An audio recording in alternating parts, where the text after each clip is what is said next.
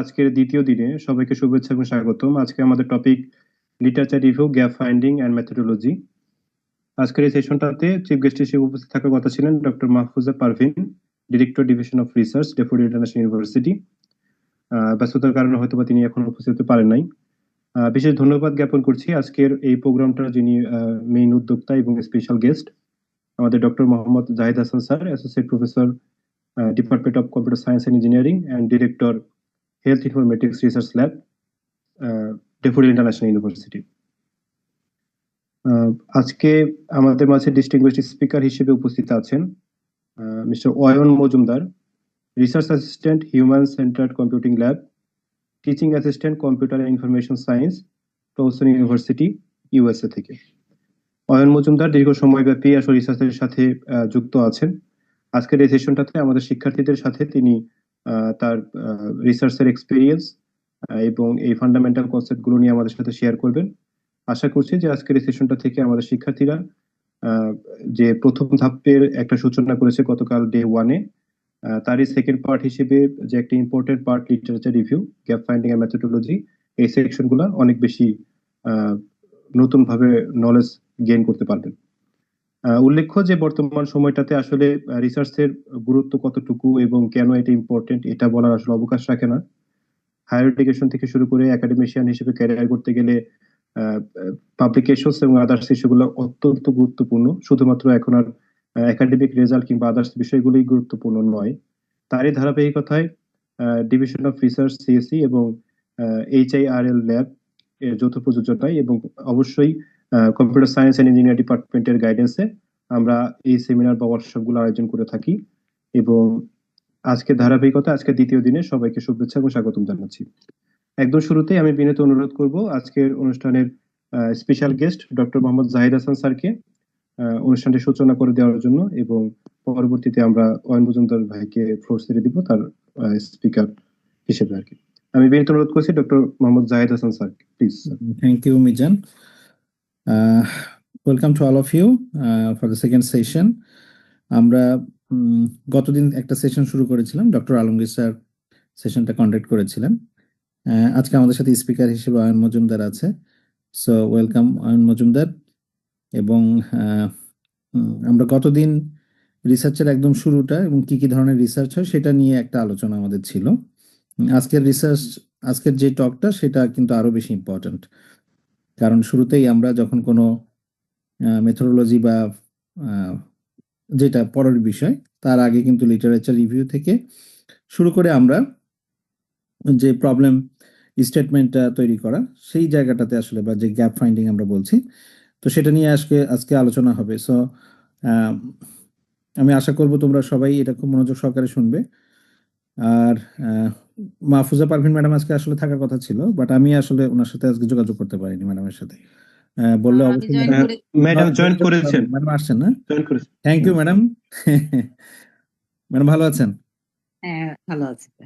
আচ্ছা, ঠিক আছে, তাহলে আমার মনে হয় যে আমরা ম্যাডামকে ফ্লোর দেই। আমার তেমন কিছু বলার নাই। আমি চাই যে তোমরা সবাই মনোযোগ সহকারে এই পুরো সেশনটা থাকবে। তোমাদের কোনো কোশ্চেন থাকলে সেগুলো আমাদের যে কিনোট স্পিকার আছে তাকে জিজ্ঞাসা করবে।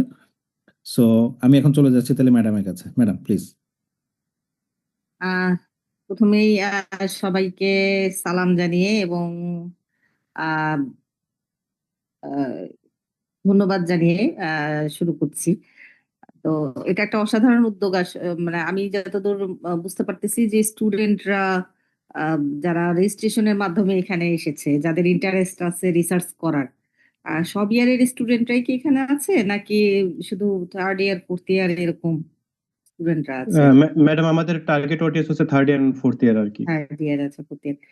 খুবই ভালো উদ্যোগ, কারণ আমাদের মূল যে রিসার্চ ডিভিশনের যে মিশন বা আমাদের ডিআইইউর যে রিসার্চের মিশন, সেটা হচ্ছে যে আমরা একটা সাস্টেইনেবল কমিউনিটি তৈরি করা যারা রিসার্চ করবে, এবং সেটা শুধুমাত্র ফ্যাকাল্টি মেম্বার দিয়ে হবে না। এটার মধ্যে আমাদের যে স্ট্রেংথ, আমাদের অ্যালামনাই, আমাদের 25,000-এর উপরে স্টুডেন্ট, আমি যদি এর 1/3 ধরি যে হচ্ছে আমাদের থার্ড ইয়ার ফোর্থ ইয়ারের স্টুডেন্ট, তো তাদের কাছ থেকে যদি এক একটা করে পাবলিকেশন, বছরে একটা করে পাবলিকেশনও আসে, সেক্ষেত্রে তো আমাদের আসলে 2,000-এর উপরে চলে যাওয়ার কথা পাবলিকেশন। তো যেহেতু আমাদের তো রিসার্চ যে পলিসিটা করা সেটাও খুবই স্টুডেন্ট ফ্রেন্ডলি, কারণ আমরা যে ফ্যাসিলিটিস পাই সে একই ফ্যাসিলিটিস কিন্তু আমাদের স্টুডেন্ট এবং অ্যালামনাই তারাও পাবে। স্টুডেন্টরা যখন অ্যালামনাই হয়ে যাবে, সেটা আমার মানে স্টুডেন্টদেরকে জানিয়ে রাখি যে আপনারা যখন অ্যালামনাই হয়ে যাবেন তখনও যদি আপনারা ড্যাফোডিলের অ্যাফিলিয়েশন ব্যবহার করেন তখনও কিন্তু আপনারা এই সেম ফ্যাসিলিটিস পাবেন। এবং আমরা আপনাদেরকে খুঁজে খুঁজে ডেকে ডেকে আসলে আমাদের যে পলিসি অনুযায়ী যে রিওয়ার্ড যা আছে সব কিন্তু প্রোভাইড করি। সার্টিফিকেট, সরি, স্টুডেন্টরা সার্টিফিকেটটা পায় না, কিন্তু হচ্ছে ফ্যাকাল্টি মেম্বাররা পায়। ওটাতে কিন্তু হচ্ছে অন্যান্য যে মনিটারি বেনিফিট তা সবাই পাবেন, এবং সেটা আমরা অফিস থেকে ফোন করে করে হচ্ছে সেই দেখা যায় যে অ্যাওয়ার্ড গুলো ডিস্ট্রিবিউট করি। তো সবচেয়ে বড় কথা হচ্ছে যে বেনিফিট বড় কথা না, এর ফলে যে মানে এই যে বিভিন্ন উদ্যোগগুলা এর ফলে স্টুডেন্টরা স্কোপাস পাবলিকেশন করতেছে, এটা কিন্তু অনেক বড় একটা ব্যাপার। আপনারা যখন ভবিষ্যতে বিভিন্ন জায়গায় যাবেন তখন বুঝতে পারবেন যে আমাদের ইউনিভার্সিটি কতটা আপনাদেরকে হেল্প করছে। বা অনেক সময় মনে হয় যে টিচাররা কেন এত ঝামেলায় ফেলতেছে, বিরক্ত করতেছে, বা হচ্ছে আমাদের অনেকের মতোই যে কেন প্যারা দিচ্ছে। তো সেই প্যারাগুলা আসলে দেখা যায় যে আহ, অনেক সময় এটা আর প্যারা থাকে না আসলে।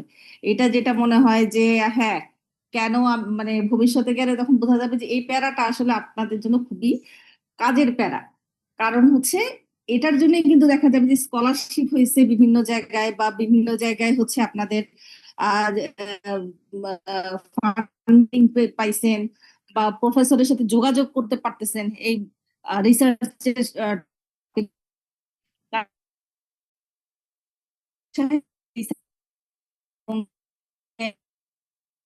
কারণ আমি রিসার্চ শিখেছি। কারণ একটা পাবলিক সে আসলে কিভাবে লিখতে হয়, আমার ধারণা টিচার একটু বকা হেল্প করবে, সব মিলাই শিখতে হবে। তো আমি খুবই এখানে প্রায় আমি দেখলাম 60 মানে 62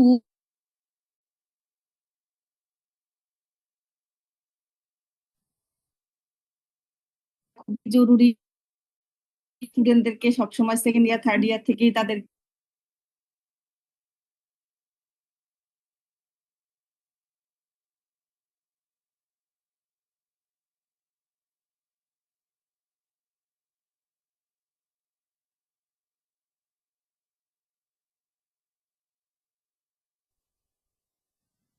নেটওয়ার্কের মানে সমস্যা না ম্যাডামের ওখানে? স্যার আমিও শুনতে পাচ্ছি না, মেবি সমস্যা। না, ইয়ে তো নাই দেখছি না। আচ্ছা, একটু ওয়েট করে দেখি, ম্যাডাম জয়েন হতে পারে আবার। ওকে। আচ্ছা, আমাদের সংখ্যাটা তো গতদিন আরো অনেক বেশি ছিল, আজকে কম লাগছে। গতদিন মনে হয় এটা মনে হয় 100-এর উপরে এটা ছিল। স্যার গতকাল হচ্ছে মিট লিঙ্ক ছিল, আজকে হঠাৎ করে আমরা জুম লিঙ্ক দিয়েছি, সো দিয়েছে এই এটা কারণে। একটা ইস্যু হতে পারে, তুমি এইটা ইস্যু হতে পারে। এই যারা রেজিস্ট্রেশন করছে তাদের কোনো গ্রুপ হয়েছে কিনা, বা ইয়ে হয়েছে কিনা? ওই যে ম্যাডাম ফোন দিয়েছে আমাকে, দাঁড়াও। জি ম্যাডাম, আসসালামু আলাইকুম।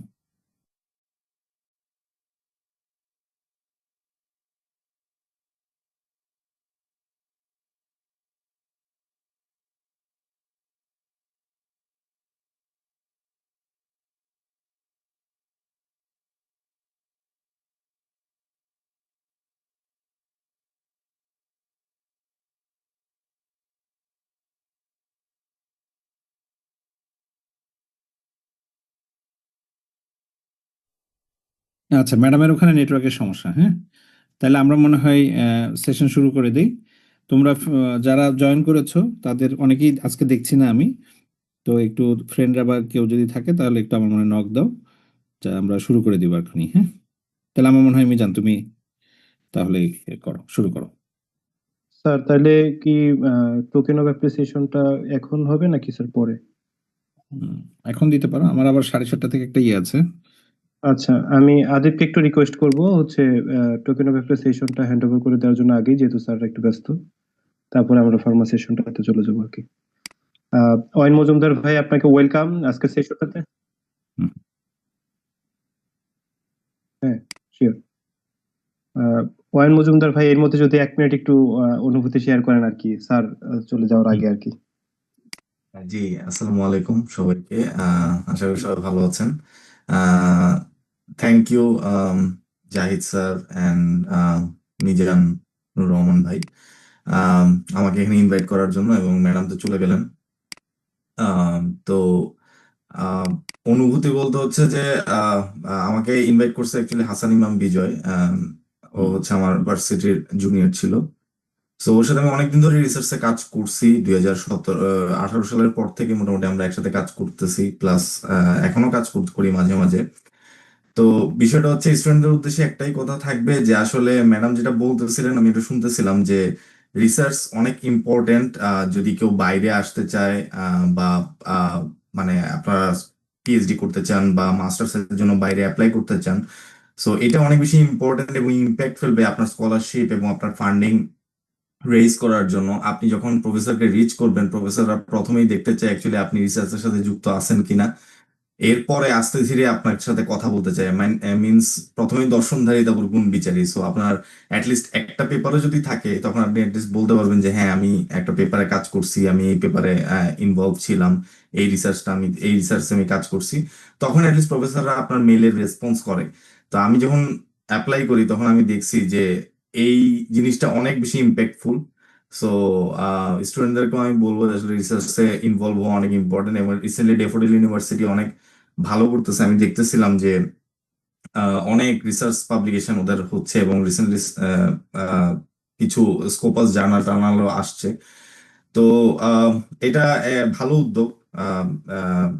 ডিপার্টমেন্ট অফ রিসার্চের আলাদা একটা ডিপার্টমেন্টই ওপেন করা হয়েছে আপনাদের যেই ডেফোডিল ইউনিভার্সিটির পক্ষ থেকে। সো এটাকে আমি সাধুবাদ জানাই। আর পরবর্তীতে হয়তো আমি আরো ডিটেলে আলোচনা করবো আজকের বিষয়গুলো নিয়ে আর কি। Thank you so much. Thank you so much. একটু বলে রাখি, সেটা হচ্ছে যে এটা হচ্ছে ডিভিশন অফ রিসার্চ, আজকে ডিওআর। সরি। হ্যাঁ, এটা হচ্ছে সেন্ট্রালি আর কি। তো তাদের প্রায় প্রত্যেকটা ডিপার্টমেন্টে এই কার্যক্রম আছে, তাদের ধারাবাহিকতায় আমরা সিএসসি ডিপার্টমেন্টের একটা অংশ, যার লিড দিচ্ছে ডক্টর মোহাম্মদ জাহিদ হাসান স্যার আর কি। তো আজকে যেহেতু স্যার একটু ব্যস্ত এবং চলে যাবে, স্যারের ক্লাস আছে সম্ভবত, তো আমি ডক্টর জাহিদ স্যারকে বিনীত অনুরোধ করছি আজকের স্পিকার ওয়াইন মজুমদার ভাইকে টোকেন অফ অ্যাপ্রিসিয়েশনটা হ্যান্ড ওভার করে দেওয়ার জন্য। এটা যেহেতু একটা অনলাইন সেশন, তো অনলাইনে আমরা হ্যান্ড ওভার করছি।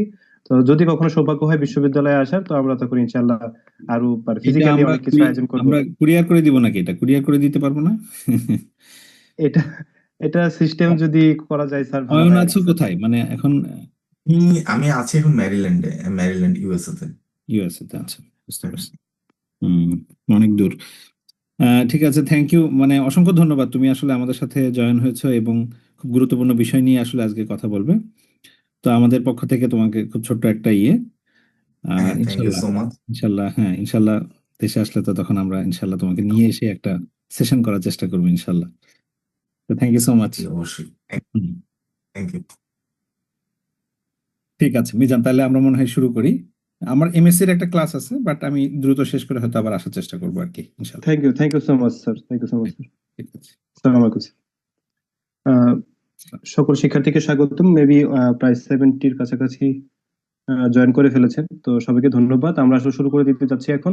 আসলে আমাদের পার্টিসিপেন্ট 100+, তো আশা করছি যে কিছুক্ষণ পর হয়তো বা বাকি সবাই জয়েন হয়ে যাবে আস্তে আস্তে। আমি বিনীত অনুরোধ করছি আজকে স্পিকার ওয়াইন মজুমদার ভাইকে তার সেশনটা শুরু করার জন্য। ফ্লোর ইজ ইয়োর্স ভাই। Thank you so much. Thank you Mizanur Rahman ভাই। আমি একটু স্ক্রিনটা শেয়ার করি।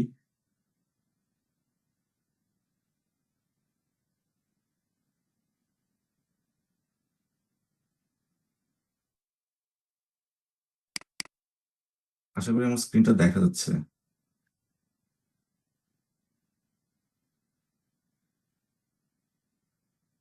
আমার স্ক্রিনটা দেখা যাচ্ছে তাই না?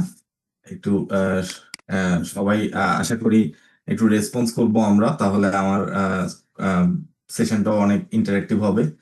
আহ, আমার সেশন চলাকালীন সময় যদি কারো কোনো কোয়েশ্চেন থাকে আপনারা কোয়েশ্চেন করতে পারবেন। আম, যে কোনো কোয়েশ্চেন থাকলেই আপনারা করতে পারবেন আর কি। So thank you so much Daffodil University এবং ডিভিশন অফ রিসার্চ আমাকে এই সুযোগটা করে দেওয়ার জন্য। 3 day research workshop from zero to first idea. আমি আমার নিজের ব্যাকগ্রাউন্ড একটু বলি। আমি হচ্ছে অয়ন মজুমদার এবং আমি PhD student currently. Computer information science department, Towson university, Maryland, USA. এবং আমি কারেন্টলি রিসার্চ অ্যাসিস্ট্যান্ট হিসেবে কাজ করতেছি human centered computing lab, HCC lab. আমরা অ্যাকচুয়ালি এইচসিআই রিলেটেড প্রজেক্টে কাজ করি, যেটা হচ্ছে হিউম্যান কম্পিউটার ইন্টারাকশন। আশা করি এই টার্মটা অনেকের কাছে নতুন হতে পারে, আবার অনেকে অনেকবার শুনে থাকতে পারে হিউম্যান কম্পিউটার ইন্টারাকশন। এবং অলসো আমি টিচিং অ্যাসিস্ট্যান্ট হিসেবেও কাজ করতেছি department of computer information science ডিপার্টমেন্টে। আমি কন্ডাক্ট করি হচ্ছে data analytics course, undergrad data analytics course আমি কন্ডাক্ট করি টলসন ইউনিভার্সিটিতে। আমি আমার মাস্টার্স কমপ্লিট করেছি ইউএসএ থেকে, পেনসিলভেনিয়াতে গ্যানন ইউনিভার্সিটি থেকে। এবং আমার আন্ডারগ্রেড ছিল বাংলাদেশে, University of Liberal Arts Bangladesh, ULAB, যেটা ধানমন্ডিতে ছিল। ওখান থেকে আমার undergrad computer science and engineering ডিপার্টমেন্টে। সো এটা মোটামুটি আমার ব্যাকগ্রাউন্ড। আর পরবর্তীতে আমরা যাই। সো আজকে অ্যাকচুয়ালি আমি এক্সপ্লেন করার ট্রাই করব যে লিটারেচার রিভিউ, গ্যাপ ফাইন্ডিং, কিভাবে গ্যাপ ফাইন্ড করতে হয়, এবং মেথোডোলজি পোর্শন। এবং প্রথমে আমরা ভেরি বেসিক দিয়ে শুরু করি যে actually what is research paper. What is research actually, কেউ কি একটু বলতে পারবেন? এনিওয়ান?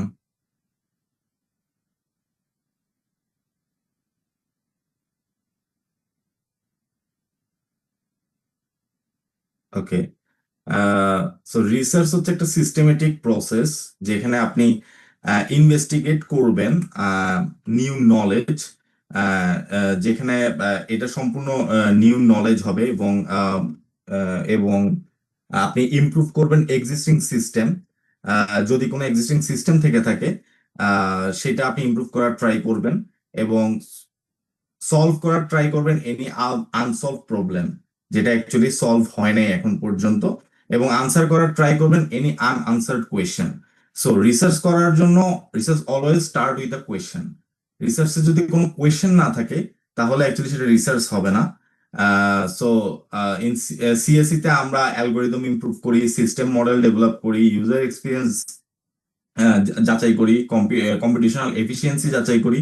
সো এইটা হচ্ছে রিসার্চের মূল মোটো। এবং আমরা রিসার্চ কখনোই কোড কপি করা বা টিউটোরিয়াল ইমপ্লিমেন্ট করা বা রিপিটিং যেটা অলরেডি এক্সিস্ট করতেছে সেটা নিয়ে আমরা কখনোই কাজ করার ট্রাই করি না। সো এইটা রিসার্চের মূল মোটো না।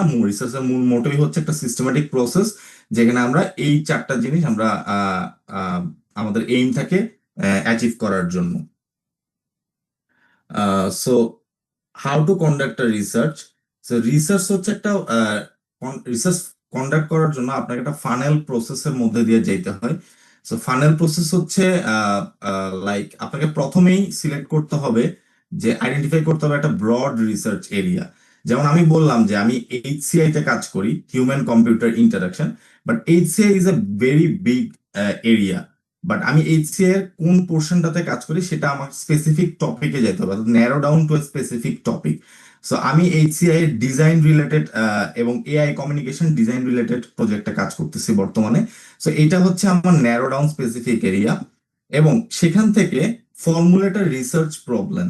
সো ফর্মুলেট রিসার্চ প্রবলেম এটা কিভাবে আমরা করি? ফর্মুলেট রিসার্চ প্রবলেম আমরা করে থাকি সাধারণত একটা ইস্যু আমরা ক্রিয়েট করি, লাইক লিমিটেশনস বা gap from the research paper, যেগুলো এক্সিস্টিং রিসার্চ পেপার আছে সেখান থেকে আমরা সেই পেপারগুলো পড়ে সেখানে অথররা কি কি ডেসক্রাইব করছে, কোন কোন মেথড ইউজ করছে, মেথড ইউজ করার পরে তারা কি কি তাদের পেপারে কি ধরনের লিমিটেশন তারা ইউজ করছে, সেটা আমরা হচ্ছে সেখান থেকে আমরা ওই গ্যাপটা তুলে নিয়ে এসে একটা রিসার্চ প্রবলেম ফর্মুলেট করে থাকি। দেন আমরা সেই প্রবলেমের উপরে, সেটা তো আমরা জাস্ট ন্যাচারাল রিভিউর উপরে বেস করে জাস্ট লিমিটেশনস পাইলাম, ওকে ফাইন, আমরা প্রবলেম পাইলাম, ওকে নাও আমরা ডিপলি লিটারেচার রিভিউ করতে হবে। সো ডিপলি লিটারেচার রিভিউ করার কারণে যেটা হবে যে আমরা জানতে পারবো যে আমাদের এক্সিস্টিং কি কাজ হয়েছে, আদৌ আর কি কোনো কাজ এই রিলেটেড কোনো কাজ হয়েছে কিনা। যদি হয়ে থাকে তাহলে আমাদের এই প্রবলেমটা ওয়ার্ক করবে না। সো এটা আমাদের নতুন কোনো কাজ হবে না।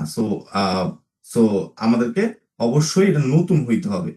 তারপরে আমরা অ্যাকচুয়ালি মেথোডোলজি সিলেক্ট করি এবং আমরা স্টাডিটা কন্ডাক্ট করি। সো এইটা হচ্ছে পুরোটা, এটা হলো ফানেল প্রসেস। এটা দেখতে অনেকটা ফানেলের মতো, এই জন্য এটাকে বলে রিসার্চ ফানেল প্রসেস। সো আমরা প্রথমেই আইডেন্টিফাই করব ব্রড রিসার্চ এরিয়া, দেন আমরা ন্যারো ডাউন করবো আমাদের স্পেসিফিক টপিকে, দেন আমরা ফর্মুলেট করবো একটা রিসার্চ প্রবলেম, এবং তারপরে আমরা ডিপ লিটারেচার রিভিউ করব, এবং তারপর আমরা মেথোডোলজি এবং স্টাডি কন্ডাক্ট করব। So what is research paper? আমি যে বললাম যে আমি রিসার্চ পেপার থেকে গ্যাপ ফাইন্ড করব। তো রিসার্চ পেপার দেখতে অনেকটা ডান সাইডের পোর্শনের মতো হয়, এবং এই research paper is a formal document যেখানে অ্যাকচুয়ালি ক্লিয়ারলি ডিফাইন থাকে প্রবলেমটা। যখন আমরা রিসার্চ পেপার পড়া স্টার্ট করব তখন আমরা ক্লিয়ারলি একটা প্রবলেম পাবো, যে প্রবলেমটা নিয়ে সেখানে ডিসকাস করা হয়েছে, এবং আমরা রিভিউ পাবো এক্সিস্টিং ওয়ার্কের। সেখানে অথররা ডেসক্রাইব করে যে কি কি কাজ এই রিলেটেড কি কি কাজ হয়েছে এবং কি কি হয় নাই। তারপরে তারা তাদের ওই প্রবলেমের উপর বেস করে একটা প্রপোজ সলিউশন দেয়, এবং দেন তারা যে স্টাডিটা কন্ডাক্ট করছে সেটার উপর একটা এক্সপেরিমেন্টাল ভ্যালিডেশন দেয়, দেন তারা ডিসকাস করে রেজাল্ট পার্টে। এবং পরবর্তীতে কোনো রিসার্চে অ্যাকচুয়ালি 100% কমপ্লিটেড না, সবারই লিমিটেশনস থাকে। সো প্রত্যেকটা পেপারই তাদের লিমিটেশন এবং ফিউচারে তারা কি করবে সেটা ডেসক্রাইব করে থাকে। সো সেখান থেকেই এই যে লিমিটেশন এবং ফিউচার ওয়ার্ক যে সেকশনটা, ওখান থেকেই আমরা আমাদের নতুন যেই কাজ সেই কাজটা আমরা খুঁজে বের করার চেষ্টা করি, এবং ওখান থেকে আমরা বের করে নিয়ে আসি। সো সো এটা হচ্ছে জাস্ট একটা example of the research paper. Structure of typical research paper. So প্রত্যেকটা টিপিক্যাল রিসার্চ পেপার যখন আমরা দেখি, প্রত্যেকটা রিসার্চ পেপারে অ্যাকচুয়ালি এই জিনিসগুলা কম ন্যাচারালি থাকে। যেমন অ্যাবস্ট্রাক্ট, একটা পেপারে একটা অ্যাবস্ট্রাক্ট থাকবে। অ্যাবস্ট্রাক্টের ভিতরে কি ডিসকাস করা হবে? অ্যাবস্ট্রাক্টের ভিতরে ডিসকাস করা হবে ফুল পেপারের একটা ওভারভিউ ওই অ্যাবস্ট্রাক্টটার ভিতরে থাকবে, একদম ইন্ট্রোডাকশন হইতে শুরু করে একদম কনক্লুশন পর্যন্ত কি করা হয়েছে জাস্ট একটা ওভারভিউ অ্যাবস্ট্রাক্টের ভিতরে থাকে। দেন ইন্ট্রোডাকশন পার্টে অথর অ্যাকচুয়ালি ডেসক্রাইব করার ট্রাই করে কেন সেই প্রবলেমটা নিয়ে, কি তার প্রবলেম অ্যাকচুয়ালি, তার অ্যাকচুয়ালি প্রপোজ তার অবজেক্টিভটা কি, তার মোটোটা কি, এবং তার যদি কোনো রিসার্চ কোয়েশ্চেন থাকে, অবশ্যই তার একটা রিসার্চ কোয়েশ্চেন থাকে, সেই রিসার্চ কোয়েশ্চেনটা কি, সেই রিসার্চ কোয়েশ্চেনটা কোন গ্যাপের উপর বেস করে সে সিলেক্ট করছে। সো সেই জিনিসটা ইন্ট্রোডাকশন পার্টে লেখা থাকে। রিলেটেড ওয়ার্কের ভিতরে say for example creative sketching partner and analysis of human AI co-creativity. So human AI co-creativity অনেক ধরনের রিলেটেড ওয়ার্ক আছে। সো সো ওখান থেকে সে ডেসক্রাইব করার ট্রাই করে যে এই হিউম্যান এআই কো-ক্রিয়েটিভিটিটা কি, ক্রিয়েটিভ স্কেচিং পার্টনারটা কি, এটা নিয়ে কিছু আছে কিনা। সো এই রিলেটেড ওয়ার্কগুলো সে এখানে ডেসক্রাইব করার ট্রাই করে। দেন মেথোডোলজিতে যাওয়ার পরে সে অ্যাকচুয়ালি তার এক্সপেরিমেন্টাল ডিজাইন বা তার অ্যাকচুয়ালি তার সে যেই প্রবলেমটা আইডেন্টিফাই করছে এবং যে প্রবলেমটা নিয়ে সে রিসার্চ কোয়েশ্চেনটা রেডি করছে, সেটা নিয়ে সে হচ্ছে ডিসকাস করার ট্রাই করে এবং তার এক্সপেরিমেন্টাল ডিজাইনটা বলে। এক্সপেরিমেন্টাল ডিজাইন এইচসিআই এর ক্ষেত্রে বিভিন্ন রকমের এক্সপেরিমেন্টাল ডিজাইন হয়, আমরা হিউম্যানদের থেকে বিভিন্ন রকম ডেটা কালেক্ট করা হয়, এবং সেই ডেটাগুলাকে কোড করা হয়, কোড করে দেন এগুলাকে অ্যানালাইসিস করে রেজাল্ট বের করা হয়। তো এই অ্যানালাইসিস এবং রেজাল্ট করে কি পাওয়া গেল, পার্টিসিপেন্টসরা কি বললো, সেটা অ্যানালাইসিস করা হয়। তো এই অ্যানালাইসিস পোর্শনের একটা স্ক্রিনশট এখানে ডান সাইডের এটাতে দেখা যাচ্ছে, যে এখানে বিভিন্ন কম্পারিজন করে অ্যানালাইসিস করে যে এইটা আগে এক্সিস্টিং জিনিস থেকে আমারটা কেন ভালো, বা যদি কোনো এমএল মডেল হয়ে থাকে তাহলে এক্সিস্টিং মডেল কিরকম পারফরমেন্স দিচ্ছে, আমার মডেল কেমন পারফরমেন্স দিচ্ছে, সেই অ্যানালাইসিস এবং রেজাল্টটা এখানে ডিসকাস করা হয়। দেন ডিসকাশন পোর্শনে অ্যাকচুয়ালি হোল পেপারটা নিয়ে ডিসকাস করা হয়, এবং এখানে অ্যাকচুয়ালি লিমিটেশনস গুলাকে আইডেন্টিফাই করে দেখানো হয়, এবং কনক্লুশন পেপারটা কনক্লুড করা হয়। এবং ফিউচার ওয়ার্কেও অথররা ডেসক্রাইব করে যে ফিউচারে এই পেপার থেকে আর কি কি স্কোপ আছে, যে স্কোপ গুলোতে নিউ অথররা চাইলে কোনো কাজ কমপ্লিট করতে পারে। সো চলেন আমরা একটা পেপার ভিজিট করে আসি। লাইক এতক্ষণ যে পেপারটা আমি দেখাচ্ছিলাম এই পেপারটাই আমি একটু দেখাই। জাস্ট আশা করি পেপারটা দেখা যাচ্ছে। পেপারটা কি দেখা যাচ্ছে একটু যদি জি স্যার দেখা Yes. যাচ্ছে সো সো এটা হচ্ছে creative sketching partner. So creative sketching partner and analysis human co-creativity, এটা একটা একটা আহ, আহ, একটা সিস্টেম ডেভেলপ করা হয়েছিল, যে সিস্টেমটা অ্যাকচুয়ালি স্কেচ করে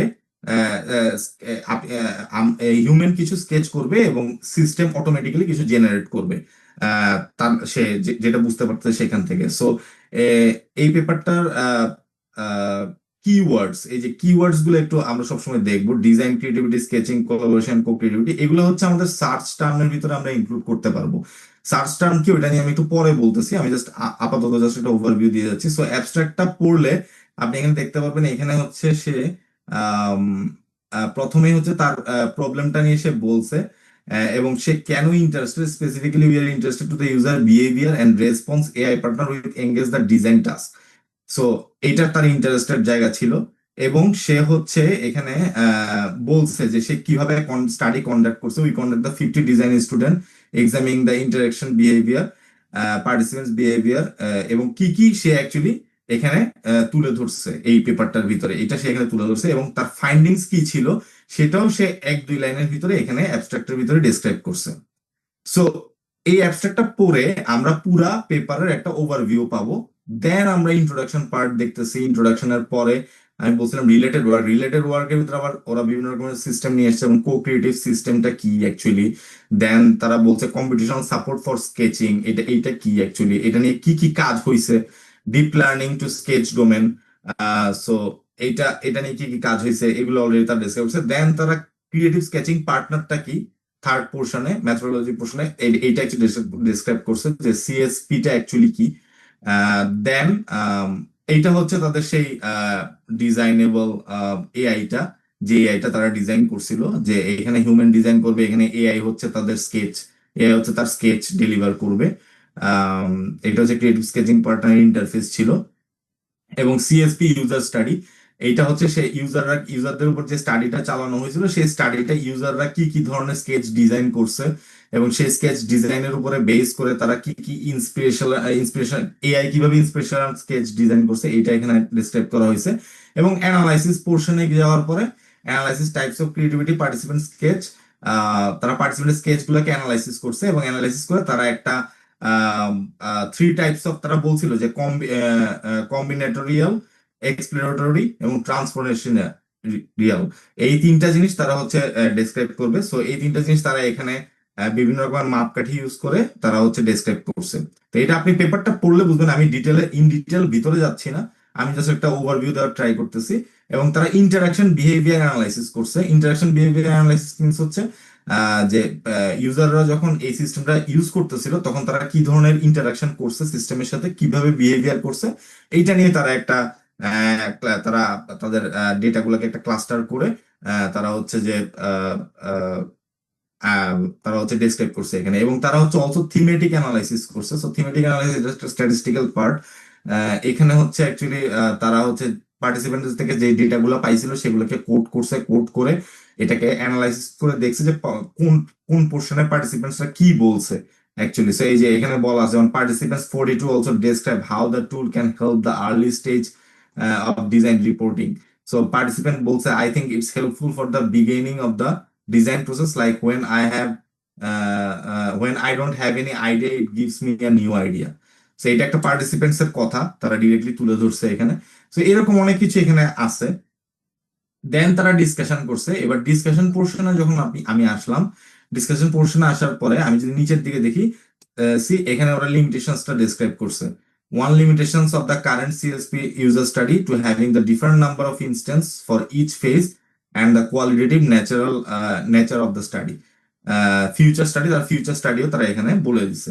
এবং কনক্লুশন, সো অলসো তারা রেফারেন্স দিছে। রেফারেন্স থেকেও আমরা অনেক পেপার বের করতে পারি চাইলে, যে ওরা কি কি পেপার রেফার করছে ওই পেপারগুলো আমরা চাইলে পড়ে দেখতে পারি। সো এটা মোটামুটি একটা পেপারের ওভারভিউ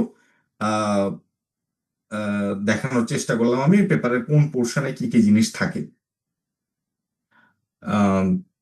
ওকে,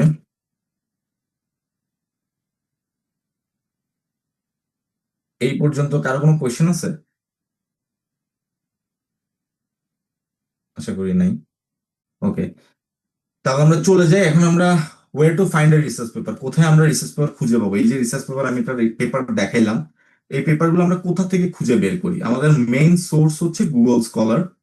সো গুগল স্কলার হচ্ছে একটা ইন্টারফেসটা দেখতে অনেকটা এরকম। যারা গুগল স্কলারের সাথে পরিচিত তারা আশা করি জানবেন, এবং যারা পরিচিত না তারা আজকে দেখে নেন যে গুগল স্কলার হচ্ছে সাইন্টিফিক রিসার্চের জন্য একটা এরিয়া, এবং সেখানে আপনি যে কোনো জিনিস সার্চ করলে আপনাকে এই রিলেটেড পেপার, আপনি যারা সার্চ করতেন সেই রিলেটেড পেপারগুলো তারা সাজেস্ট করার ট্রাই করবে। এবং আপনি চাইলে আপনার নিজের যেই পেপারগুলো পাবলিশ হচ্ছে সেগুলো আপনি গুগল স্কলারে রাখতে পারবেন, এবং গুগল স্কলারে রাখলে সেখান থেকে হচ্ছে আপনি আপনার পেপার কেউ সাইট করতেছে কিনা, সাইটেশন ইম্প্যাক্ট ফ্যাক্টর কত, এগুলো সব আপনি গুগল স্কলারে দেখতে পারবেন। সো গুগল স্কলারের যেই মেইন জিনিসটা, এটা হচ্ছে ফ্রি এবং এটা ইজি টু ইউজ এবং প্রোভাইড সাইটেশন কাউন্ট।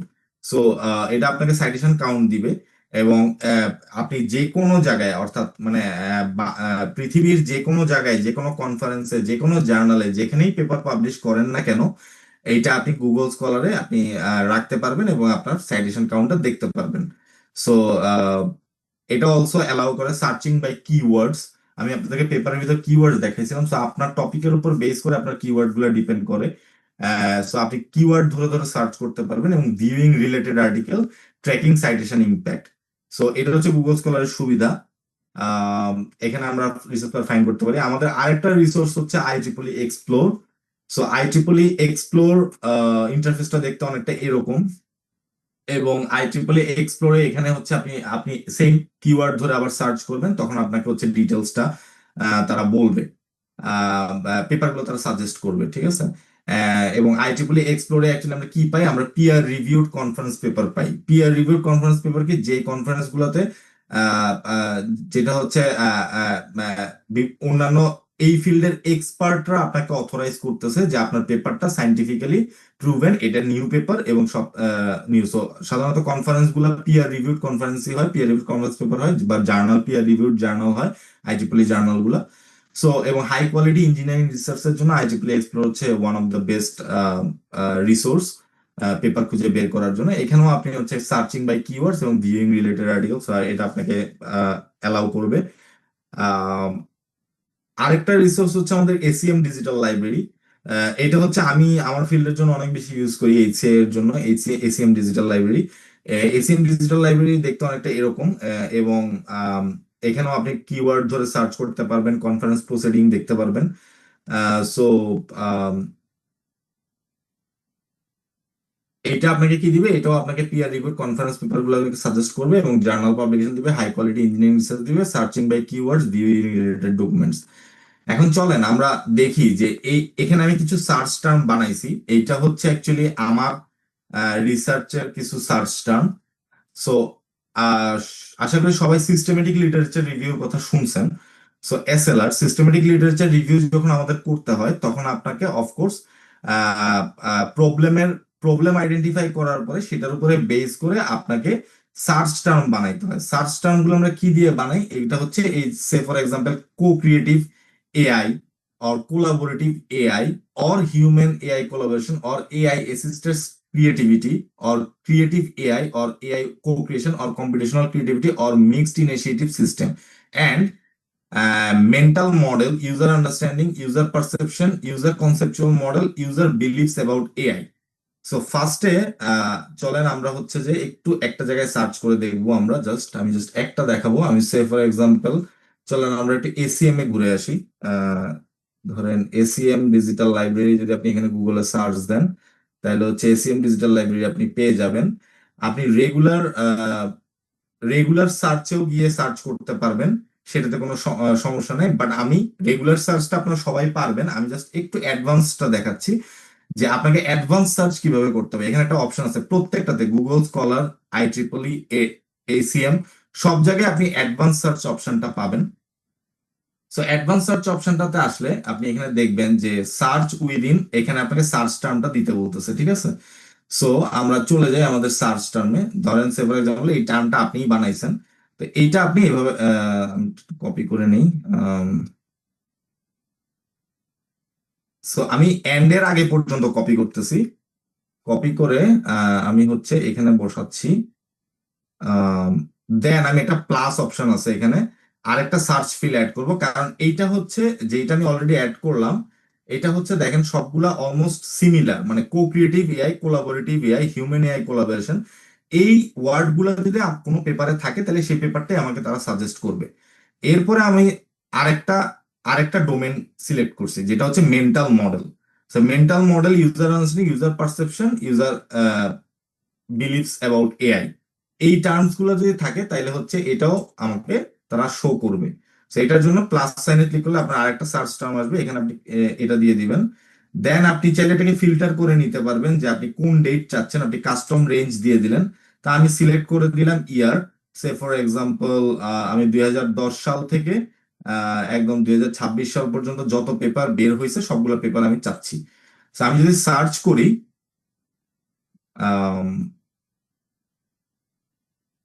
ওকে, সো আমাকে তারা সাজেস্ট করছে কতগুলো পেপার, 692টা পেপার এই সার্চ টার্মের উপর বেস করে। ঠিক আছে, মানে 2010 সাল থেকে 2026 সাল পর্যন্ত ওদের ডেটাবেজে 692টা পেপার আছে। তো এসএলআর যখন আমাদের করতে হয় তখন দেখবেন এসএলআর স্ট্রাকচারের ভিতরে থাকে যে আমি ফার্স্টে 692টা পেপার খুঁজে পাইছি, দেন আমার সার্চ টার্ম আমি মডিফাই করছি, মডিফাই করার পরে ধরেন say for example second search টার্মটাতে আমি এবার যাই। সো সেকেন্ড সার্চ টার্মটা হচ্ছে ধরেন say for example co-creative AI, collaborative AI, এটা এই সেকেন্ড সার্চ টার্ম। সবাই কি বুঝতেছেন আমি কি করতেছি অ্যাকচুয়ালি?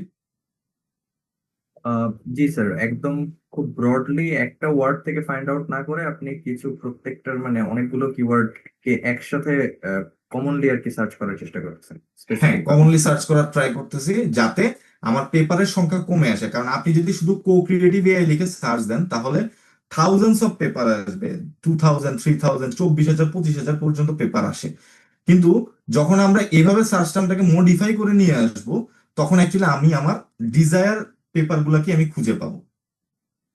স্যার, এই ক্ষেত্রে কি আমরা এই যে টার্ম গুলো আপনি ক্রিয়েট করতেছেন, এই টার্ম গুলো ক্রিয়েট করার ক্ষেত্রে কি আমাদের মানে প্রত্যেকটা টাইটেল কাইন্ড অফ রিলেটেড হতে হবে একটা আরেকটার সাথে, মানে একটারই অন্য না, নাম? যেমন এখানে আমি দুইটা ডোমেন নিয়ে কাজ করতেছি, একটা হচ্ছে কো ক্রিয়েটিভ এআই, সো কো ক্রিয়েটিভ এআই, আর একটা হচ্ছে ইউজার মেন্টাল মডেল। ঠিক আছে, তো দুইটা সেপারেট ডোমেন, বাট সেপারেট ডোমেনকে এক জায়গায় নিয়ে আসছি। তো যার ফলে আমাকে এখানে দেখেন, এই দেখেন ওরা এই যে হলুদ করে দিছে জায়গাগুলোকে, দেখেন যে এই যেসব জায়গায় আমার টার্ম গুলো আছে, যেসব পেপারে, এই পেপার গুলো ওরা সাজেস্ট করতেছে। ঠিক আছে, সো জি, জি। দুইটা টার্মের পেপারই আমি এখানে খুঁজে পাবো যদি আমি পুরোটা থরো রিভিউ করি আর কি। ঠিক আছে, সো এইটা হচ্ছে ওয়ান ওয়ে। সো আমি কোশ্চেন আনসারটা দিতে পারছি নাকি পারিনি? জি স্যার, ক্লিয়ার। আচ্ছা, ওকে। আরেকটা মজার জিনিস আমি এখানে দেখাই, ওই সার্চটা আমি দেখাচ্ছি, বাট আরেকটা মজার জিনিস দেখাই, অনেকে পেপার ডাউনলোড করে একটা একটা একটা একটা করে। ঠিক আছে, এসিএম বা আইটিডব্লিউ সব জায়গা থেকে কিন্তু একসাথে পেপার ডাউনলোড করা যায়, মানে আমি হোল পেপার ডাউনলোড করতে পারবো। সো এটার জন্য আমার যেটা করতে হবে, সিলেক্ট অল দিতে হবে, দেন এক্সপোর্ট সাইটেশন দিতে হবে। সো এক্সপোর্ট সাইটেশন দিলে পরে এখানে হচ্ছে অল রেজাল্টস একটা অপশন আছে, অল রেজাল্টস দিলে আপনার পুরাটা ডাউনলোড হয়ে যাবে। ঠিক আছে, সো আমি সে ফর এক্সাম্পল এটা পুরোটা ডাউনলোড করলাম, এই যে প্রিপেয়ার হচ্ছে সার্চ, ডাউনলোড প্রিপেয়ার হচ্ছে। সো এটা হচ্ছে এসএলআর এর ক্ষেত্রে অনেক বেশি কার্যকরী এই জিনিসটা। আচ্ছা, এটা একটু হইতে সময় লাগবে, এটা হোক, সমস্যা নাই। আমরা আরেকটা সার্চ একটু দেখে আসি। ধরেন এইটা আমি একটু মডিফাই করছি, মানে আগেরটা থেকে এটা একটু মডিফাইড আছে মোস্ট প্রবাবলি। হ্যাঁ, আম, হ্যাঁ, এটা একটু মডিফাইড আছে। সো আমি একটু দেখি এই সার্চটা কি আসে। আচ্ছা, এই যেটা রেডি হয়ে গেছে। সো ডাউনলোড নাও যদি দেন 692টা পেপার একসাথে ডাউনলোড হয়ে যাবে এই জায়গায়। ঠিক আছে, সো আমি এটাও দেখাচ্ছি, বাট তার আগে আমি এডিট সার্চে যাই।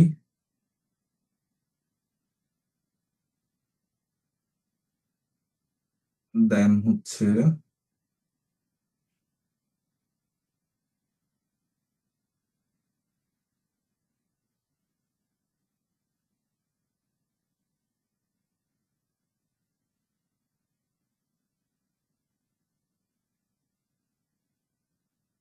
দেখেন এই সার্চ টার্মটাতে আমাকে দেখাচ্ছে 3164টা পেপার আছে এই টার্মের উপর, যখন টার্মটা আমি মডিফাই করছি। তাইলে আমার 692টা পেপার সর্ট করা ইজি না 3164টা পেপার সর্ট করা ইজি? সো অবশ্যই 692টা পেপার থেকে স্টার্ট করা বেটার। ঠিক আছে, সো এই টার্মটা আমাদের চাইলে আপনারা সলভ করতে পারেন, বাট এটা হচ্ছে sorry, এটা হচ্ছে একটু ব্রড এরিয়ার জন্য আর কি। এটা আমি আরেকটা আছে, আরেকটা সার্চ টার্ম আমি বানিয়ে রাখছিলাম, কিন্তু এটা আমি আর দেখাচ্ছি না, বাট এটাতে আর কম পেপার আসবে। তো এটা হচ্ছে ওয়ান কাইন্ড অফ থিং। আর এখন আমি যেটা ডাউনলোড করলাম,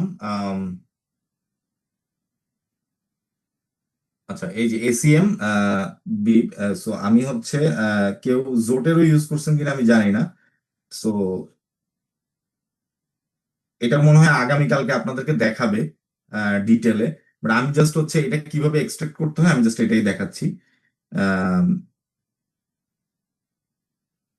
দেখা যাচ্ছে জোটেরও? জি জি স্যার। স্যার। হ্যাঁ, আচ্ছা। সো জোটেরোতে আমি হচ্ছে যে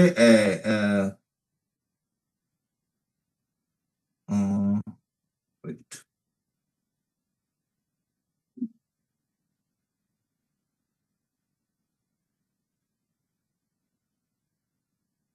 so new collection,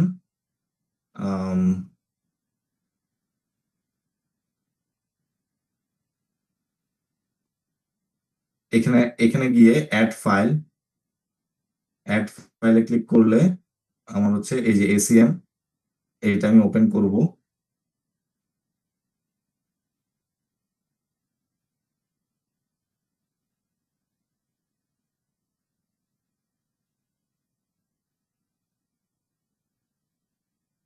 তো এটা এই যে ইম্পোর্ট হচ্ছে।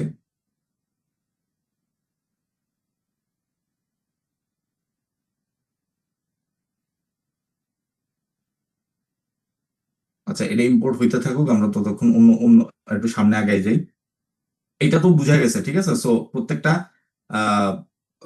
সার্চ টার্ম আমরা এইভাবে সার্চ করে প্রত্যেকটা ডেটাবেস থেকে, অর্থাৎ যতগুলো ডেটাবেস আছে, I mean IEEE, Google scholar বা এসিএম, সব জায়গা থেকে আমরা এই সার্চ টার্ম গুলো ইউজ করে, এই সার্চ টার্ম না, আপনার মেথডের সাথে ইউজ করে, সার্চ টার্ম ইউজ করে আপনি ইউজ করতে পারবেন। So why beginners struggle to read the paper? Complex terminology, too many equations, অনেক বেশি ইকুয়েশনস থাকে পেপার গুলোর ভিতরে এবং কমপ্লেক্স টার্মিনোলজি থাকে।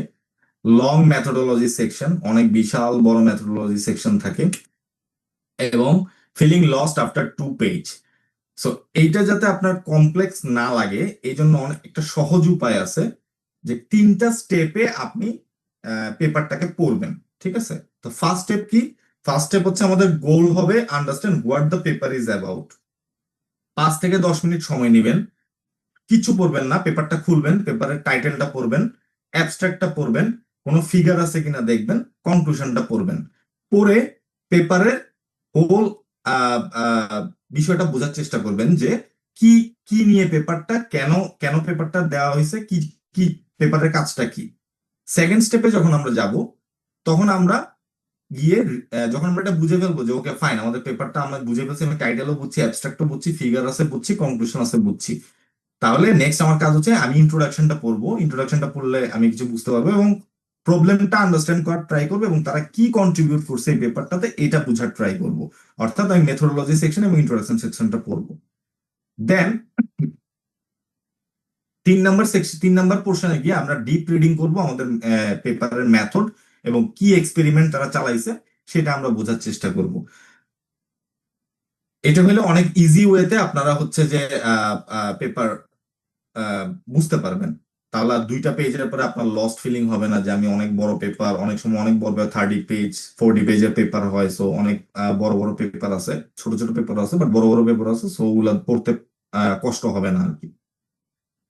So what to extract from each paper, আমরা প্রত্যেকটা পেপার থেকে কি এক্সট্রাক্ট করার ট্রাই করব। What problem does it solve, কি প্রবলেম তারা সলভ করার ট্রাই করছে পেপারটাতে, তারা কি কি মেথড ইউজ করছে, কোন মেথডে তারা তাদের সলিউশনটাকে বের করার ট্রাই করছে, what data set is use, কোন ধরনের ডেটা সেট তারা ইউজ করছে, কোন ধরনের মেশিন লার্নিং ডেটা সেট তারা ইউজ করছে এই প্রজেক্ট এই পেপারটা লেখার জন্য, এবং তাদের রেজাল্টটা কি, তারা কি ধরনের রেজাল্ট তারা করার ট্রাই করছে, এবং হোয়াট আর দ্য লিমিটেশনস, তাদের লিমিটেশনসটা কি, এইটা অনেক ইম্পর্টেন্ট। লাস্ট সেকশনটা অনেক important, what are the limitations. এবং when you are reading always write. So যখন আপনি একটা পেপার পড়বেন, আপনি আপনি থাউজেন্ডস অফ পেপার পড়বেন এভরি টাইম, সো আপনার কখনোই মনে থাকবে না যে আমি আজকে এই পেপারে এটা পড়ছি, কালকে ওই পেপারে এটা পড়ছি, পরশু এই পেপারে এটা পড়ছি। সো আপনাকে অবশ্যই লিখতে হবে। সো আপনি একটা ডক ফাইল ওপেন করবেন, এবং ডক ফাইলের ভিতরে একটা, আমি আপনাকে ডক ফাইলটাও দেখাবো কিভাবে ক্রিয়েট করতে হয়। সো ওইখানে আপনি হচ্ছে আপনার প্রত্যেকটা পেপারের সামারি এবং কোনো ফিগার যদি আপনার কাছে মনে হয় যে ইন্টারেস্টিং, তাহলে ওইটা আপনি অ্যাড করে দিতে পারেন। ঠিক আছে, তাহলে আপনার অলওয়েজ মনে থাকবে যে আচ্ছা ঠিক আছে, এটার সামারিটা আমার কাছে করা আছে, এবং এটা লিটারেচার রিভিউর ক্ষেত্রেও অনেক বেশি ইম্পর্টেন্ট। আপনার অনেক হেল্প হবে আপনার নিজের জন্য, পরবর্তীতে আপনার পুরো পেপারটা পড়তে হবে না বারবার। So what is a literature review? So definition of literature review: a critical analysis of existing research to summarize knowledge, identify trends, compare approaches এবং identify the limitations. So literature review এর মাধ্যমে আমরা বোঝার চেষ্টা করি যে ক্রিটিক্যাল অ্যানালাইসিস অফ এক্সিস্টিং কি existing research আছে, এবং সেটার নলেজটা আমরা সামারাইজ করার ট্রাই করি। কি ট্রেন্ড চলতেছে এখন, লাইক মেশিন লার্নিং ট্রেন্ড চলতেছে, HCA ট্রেন্ড চলতেছে, এই ধরনের কি ট্রেন্ড আছে সেই ট্রেন্ড গুলো আমরা বোঝার চেষ্টা করি, কি জিনিস নিয়ে মানুষজন কাজ করতেছে এবং কি অ্যাপ্রোচে কাজগুলো করতেছে। যেমন আমি বললাম statistical analysis, thematic analysis, quantitative analysis, qualitative analysis, কি ধরনের অ্যাপ্রোচে তাদের রিসার্চ গুলো হচ্ছে, এবং কোন ধরেন CNN বা KNN কোন ধরনের অ্যানালাইসিস তারা ইউজ করতেছে, এবং কি ধরনের লিমিটেশনস আইডেন্টিফাই করাটা আমাদের অনেক বেশি ইম্পর্টেন্ট। কারণ এই লিমিটেশনস এর থ্রু ধরে আমরা হচ্ছে পরবর্তী আমাদের রিসার্চটা কিভাবে আমরা করব সেটা আমরা বের করার চেষ্টা করব। Why literature review is important? Avoid duplications. So duplication avoid করার জন্য, কারণ আপনি একটা রিসার্চ অলরেডি আমি পাবলিশ করে ফেলছি, ওটা যদি আপনি পাবলিশ করতে চান আপনার পেপারটা পাবলিশ হবে না। Understand the state of art, also justify your research. So related word সেকশনে আপনি জাস্টিফাই করবেন যে আপনি যে পেপারগুলোকে আইডেন্টিফাই করবেন সেগুলোকে দ্বারা আপনি জাস্টিফাই করবেন আপনার রিসার্চটা ভ্যালিড, আপনি যে রিসার্চটা করতেছেন এটা ভ্যালিড রিসার্চ, এবং identify the research gap. So প্রত্যেকটা কথার শেষে আমি বারবার বলতেছি রিসার্চ গ্যাপ আইডেন্টিফাই করার জন্য লিটারেচার রিভিউ অনেক বেশি ইম্পর্টেন্ট। এবং ডেফিনেশন অফ রিসার্চ গ্যাপ, এতবার যে আমি বললাম যে রিসার্চ গ্যাপটা আসলে কি? রিসার্চ গ্যাপটা হচ্ছে something missing in current research. যে রিসার্চ পেপারটা আপনি পড়তেছেন এই পেপারটাতে কি আনএক্সপ্লোরড প্রবলেম আছে, কোনো উইক ইভালুয়েশন হয়েছে কিনা, কোনো মিসিং ডেমোগ্রাফিক গ্রুপ আছে কিনা, কোনো টেকনিক্যাল লিমিটেশনস আছে কিনা, এবং কোনো থিওরিটিক্যাল উইকনেস আছে কিনা, এগুলো আমরা আইডেন্টিফাই করার ট্রাই করব। এবং এগুলো আইডেন্টিফাই করতে গেলে আমাদের ওই যে লিমিটেশন সেকশনে গিয়ে পড়তে হবে, অথবা অনেক সময় এটা ইন্ট্রোডাকশন বা হচ্ছে তারা অ্যাবস্ট্রাক্টও অনেক সময় বলে দেয় যে হ্যাঁ, অনেক পেপার আমি দেখছি অ্যাবস্ট্রাক্টের মধ্যেও থাকে যে হ্যাঁ আমার পেপারে এই ধরনের লিমিটেশনস আছে। সো একটা এক্সাম্পল এখানে জাস্ট, যে suppose all image classification model আর tested only on clean data set. Okay, so missing কি? Performance under noisy or real world condition. এটা আপনি খুঁজে পাইছেন পেপারের ভিতরে যে এই পোর্শনটা মিসিং আছে, সে যে কাজটা করছে সেটাতে ইমেজ ক্লাসিফিকেশন মডেল ব্যবহার করছে, বাট সেখানে অনলি ক্লিন ডেটা সেট সে ইউজ করছে, but say performance noisy or real কন্ডিশনের ভিতরে সে টেস্ট করে দেখে নাই। তার মানে আপনার রিসার্চ গ্যাপটা কি? Robust image classification under noisy environment. এটা হচ্ছে আপনার রিসার্চ গ্যাপ, এবং এই রিসার্চ গ্যাপ ধরে আপনি রিসার্চ কোয়েশ্চেন বানাবেন, কোয়েশ্চেন বানায় আপনি আপনার রিসার্চটার দিকে আগায় যাবেন। ওকে, সো রিসার্চ কোয়েশ্চেনটা কি? এতক্ষণ তো আমি অনেক গ্যাপ নিয়ে কথা বললাম, তো আমরা গ্যাপ পেয়ে গেলাম, এখন আমাদের রিসার্চ কোয়েশ্চেন বানাইতে হবে। So research question that guides your research characteristic, state the main concept, also clear and specific. So আপনার রিসার্চ কোয়েশ্চেনের ভিতরে আপনার ক্যারেক্টারিস্টিক্সটা বোঝা যাবে, আপনার মেইন কনসেপ্টটা বোঝা যাবে, এবং এটা নিউট্রাল কিনা এটা বোঝা যাবে। Also question should define the research. So এই কোয়েশ্চেনটা আপনার রিসার্চটাকে ডিফাইন করবে, আপনাকে গাইড করবে আপনার এনকোয়ারি গুলো বের করার জন্য, এবং আপনার আর্গুমেন্ট, আপনি যে অ্যানালাইসিস বা রেজাল্ট সেকশনে যে আর্গুমেন্ট করবেন যে হ্যাঁ এক্সিস্টিং রিসার্চ থেকে আমার রিসার্চটা ভ্যালিড, এটা আর্গুমেন্ট করতে সহায়তা করবে। এবং be likely to produce the contribution. সবসময় একটা রিসার্চ পেপারে অলওয়েজ যারা ফিল্ড এক্সপার্ট থাকে তারা খুঁজে যে আপনার কন্ট্রিবিউশনটা কি এখানে, ঠিক আছে? সো এই কন্ট্রিবিউশনটা আপনার এই রিসার্চ কোয়েশ্চেনের মাধ্যমে উঠে আসবে। So research question, what is the problem you are attempting to address, এবং what is unsolved problem that your research will attempt to resolve, এবং কোয়েশ্চেন অবশ্যই what, why, where, when, who, how এগুলো দিয়ে হইতে হবে। এই 6টা জিনিসের বাইরে অ্যাকচুয়ালি কোয়েশ্চেন হবে না, বা কোয়েশ্চেন হইলেও সেগুলো অ্যাকচুয়ালি ভালো কোয়েশ্চেন হবে না। গুড কোয়েশ্চেন, ব্যাড কোয়েশ্চেন বলি আমরা রিসার্চের ক্ষেত্রে। সো গুড কোয়েশ্চেন, ব্যাড কোয়েশ্চেনের জন্য আপনার এই কয়েকটা জিনিস আপনাকে ম্যান্ডেটরি আপনাকে রাখতে হবে, ঠিক আছে, কোয়েশ্চেন করার জন্য। So so writing a strong research question, like weak question কি ধরনের হতে পারে? ক্যান উই ইমপ্রুভ পারফরমেন্স, এটা একটা উইক কোয়েশ্চেন, ঠিক আছে, যে আমরা এই পারফরমেন্স ইমপ্রুভ করতে পারবো কিনা, এটা কোয়েশ্চেন হইতে পারে না। এর থেকে স্ট্রং কোয়েশ্চেন হচ্ছে what component of a co creative AI influence user mental model development. অর্থাৎ এখানে আপনি অলরেডি ডিফাইন করছেন যে আপনি একটা কম্পোনেন্ট দেখতে চাচ্ছেন, টেস্ট করে দেখতে চাচ্ছেন কিসের? কো ক্রিয়েটিভ এআই এর, যেটা ইনফ্লুয়েন্স করতেছে কাদেরকে? ইউজারদের মেন্টাল মডেল ডেভেলপমেন্টকে। তো এই কোয়েশ্চেন দ্বারা কি বলছে, সে ফর এক্সাম্পল চ্যাট জিপিটির সাথে আমি চ্যাট করতেছি, এবং চ্যাট জিপিটির সাথে চ্যাট করার সময় আমার ইউজার মেন্টাল মডেলটা এআই এর সাথে, এআই এর দ্বারা ইনফ্লুয়েন্স হয়ে কিভাবে চেঞ্জ হয়ে যাচ্ছে, এইটাই আমি এই কোয়েশ্চেন দ্বারা আইডেন্টিফাই করার ট্রাই করতেছি। তো এটার জন্য তার মানে কি, কোন কোন কম্পোনেন্ট, চ্যাট জিপিটির কোন কোন কম্পোনেন্ট আমাকে ইনফ্লুয়েন্স করতেছে, ঠিক আছে? সে ফর এক্সাম্পল চ্যাট জিপিটির টেক্সট ভার্সন আমাকে বেশি ইনফ্লুয়েন্স করতেছে, নাকি ভয়েস ভার্সন বেশি ইনফ্লুয়েন্স করতেছে, নাকি জিপিটির কোনো মডেল আমাকে বেশি ইনফ্লুয়েন্স করতেছে, কোন মডেলটা আমাকে বেশি ইনফ্লুয়েন্স, সো কোন কম্পোনেন্টটা আমাকে ইনফ্লুয়েন্স করতেছে, এইটা হচ্ছে একটা স্ট্রং রিসার্চ কোয়েশ্চেন। এবং সো এখান থেকে আপনি হচ্ছে আপনার রিসার্চটাকে পরবর্তী ধাপে নিয়ে যেতে পারবেন। এবং good research question is specific, অবশ্যই রিসার্চ কোয়েশ্চেন স্পেসিফিক হইতে হবে। যেমন এখানে আমার এই কোয়েশ্চেনটা আপনি দেখেন যে what component of co creative AI, বলেই দিচ্ছি যে আমার কোন কোন কম্পোনেন্ট কো ক্রিয়েটিভ এআই এর ভিতরে ইনফ্লুয়েন্স করতেছে ইউজার মেন্টাল মডেলকে, এটা আমি খুবই স্পেসিফিক ভাবে বলে দিচ্ছি। এবং মেজারেবল বলতে বোঝাচ্ছে যে এখানে আমি বলে দিচ্ছি আমার মেজারমেন্ট ক্রাইটেরিয়া কি, আমার কোন কোন কম্পোনেন্ট গুলো আমি মেজার করব, ঠিক আছে, ওইটা। এবং টেস্টেবল, সো এটা টেস্ট করা যাবে। সো এই জন্য এই রিসার্চ কোয়েশ্চেনটা strong research question. Can you improve performance, এইটা দিয়ে আসলে একটা রিসার্চ করা পসিবল না।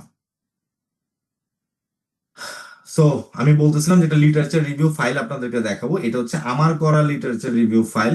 এটা আমি যখন পিএইচডি তে জয়েন করছি আমার সুপারভাইজার আমাকে এটা করাইছিল। সো আমি জাস্ট একটা থরো জিনিস দেখাবো, এটা আমি একটা লিটারেচার রিভিউ করছিলাম, ঠিক আছে। মানে এইটা স্টিল আমি এই ডক ফাইলটা আমি ইউজ করি এখনো পর্যন্ত, ঠিক আছে। আমি জানি না এটা দেখা যাচ্ছে কিনা। সো এখানে আমি হচ্ছে পেপারের নামটা লিখছি, এবং পেপারটাকে আমি হচ্ছে এখানে অ্যাড করে দিছি লিঙ্ক করে, এবং যে ফিগারটা আমার কাছে মনে হয়েছে ইম্পর্টেন্ট সেই ফিগারটা আমি এখানে স্ক্রিনশট তুলে রাখছি। এবং আমি এখানে ওই পেপারটা নিয়ে জাস্ট হচ্ছে ফার্স্টে ধরেন রিসার্চটা কিসের উপর ফোকাস করা, এবং রিসার্চটার ভিতরে মেথোডোলজিতে কি কি ফেজ আছে, এবং আফটার দ্য অ্যানালাইসিস অথর হচ্ছে কি করছে, এবং হচ্ছে লাস্টে যে research gap, this paper has some research gap, so research গ্যাপটা আমি এখানে লিখে রাখছি, জাস্ট ছোট, বেশি বড় না। এটা আপনি চাইলে আরো ছোট করে লিখতে পারেন, মানে অনেক পেপারে আমি দেখবেন যে অনেক ছোট ছোট করেও লিখছি, ঠিক আছে। সো এই যে 3টা প্যারায় জাস্ট আমি ইয়ে করে রাখছি, ঠিক আছে। এরকমই আমি মানে অলমোস্ট 50+ পেপার আমার এখানে রিভিউ করা আছে, ঠিক আছে, ডিফারেন্ট পেপার। সো এখান থেকে আমি কি করছি, এই যে দেখেন আমি বিভিন্ন সময় কালার করে রাখছি। তো এগুলোতে এটা আমি দেখাচ্ছি আপনাদের সুবিধার জন্য, যাতে আপনারাও এইভাবে কাজগুলো করতে পারেন। এটাতে আপনাদের যে সুবিধাটা হবে, আপনাদের রিসার্চ গ্যাপ ফাইন্ড করতে অনেক ইজি হবে আর কি, ঠিক আছে। এখানে যেটা যেটা আমার কাছে ইম্পর্টেন্ট মনে হয়েছে আমি বিভিন্ন রকমের কালার কোড দিয়ে রাখছি, ঠিক আছে। সো কালার কোড দিয়ে রাখছি। এরপর আমি কি করছি, একটা ফাইল বানাইছি, এটা হচ্ছে সামারি অফ লিমিটেশনস। এখানে আমি এই যে প্রত্যেকটা পেপার আমি এখানে রিভিউ করলাম, রিভিউ করার পর এখানে আমি পেপারের নাম দিছি, কোন ডোমেইনের পেপার এটা, এবং কি লিমিটেশনস আছে, কি কি ফিউচার ওয়ার্ক আছে, এটার একটা টেবিল বানাইছি আমি এখানে। ঠিক আছে, প্রত্যেকটা পেপারের, ঠিক আছে, প্রত্যেকটা পেপার দিয়ে নাম দিয়ে দিয়ে আমি এখানে টেবিলটা বানাইছি। এরপরে এই যে টেবিলটা আমি বানাইলাম, এই টেবিল থেকে লিমিটেশনস গুলাকে ক্যাপচার করে আমি এই যে রিসার্চ কোয়েশ্চেন বানাইছি। ঠিক আছে, সো এই যে limitations of ethical AI, so এটা ছিল আমার limitation, lack of framework for trust, transparency, ownership, accountability, ethical guidelines. এখান থেকে আমি এই যে 3টা কোয়েশ্চেন বানাইছি এই 2টা গ্যাপ থেকে। এবং এগুলো কালার কোড কেন করা হয়েছে, এগুলো আমার প্রফেসরের সাথে আমার বিভিন্ন রকমের থরো ডিসকাশনের পর এগুলো কালার কোড করা হয়েছে, যে এই এই জিনিসগুলো নিয়ে আমরা কাজ করতে পারি ইন নিয়ার ফিউচার, অর আমরা কাজ করতে পারি যেগুলা গ্রিন আছে, ইয়েলো আছে। যেগুলো গ্রিন, যেগুলো কালার কোড করা নেই, এগুলো আমরা কেন করতে পারবো না? কারণ এগুলো হচ্ছে অনেক বড় বড় রিসার্চ, এগুলো হয়তো আমার পিএইচডি ক্যারিয়ার শেষ হয়ে যাবে, সো পরবর্তীতে আমার হয়তো করতে হবে, বাট এগুলো এগুলো পসিবল, বাট হচ্ছে এগুলো অনেক বড় রিসার্চ করতে হবে, মানে অনেক বড় ডেটা সেট নিয়ে কাজ করতে হবে বা অনেক বেশি কাজ করতে হবে। সো আমাদের পিএইচডি যেহেতু একটা টাইম লিমিটেশন থাকে, সো সেহেতু আমরা এত বেশি ইয়ে করতে পারি না। সো এটা হচ্ছে ওয়ান অফ দ্য ওয়ে যেখান থেকে আপনি হচ্ছে লিমিটেশন বা প্রত্যেকটা প্রত্যেকটা ডোমেইনের নাম লিখবেন এবং ইয়ে লিখবেন, এটা হচ্ছে আপনার নিজের ড্রাফটের জন্য। এবং এরপরে এখানে সব কোয়েশ্চেন হয়তো আপনি সিলেক্ট করবেন না, আপনি আপনার সুপারভাইজারের সাথে কথা বলে আপনার সুপারভাইজার আপনার গাইডলাইন দিবে, তারপর আপনি একটা ফাইনাল ড্রাফট বানাবেন যেখানে আপনার হয়তো এই কয়েকটা কোয়েশ্চেন আসবে। ঠিক আছে, এরপরে আপনি এই কোয়েশ্চেনের উপরে বেস করে হচ্ছে আপনি যে আমি যে সার্চ টার্ম বানাইছি এবং কোন পেপার কতটাতে কোনটা পেপার পাওয়া যাচ্ছে, এগুলো আমি স্ক্রিনশট তুলে রাখছি। ঠিক আছে, সো এরকম একটা ফাইল আপনারা বানাতে পারেন লিটারেচার রিভিউর জন্য আর কি। So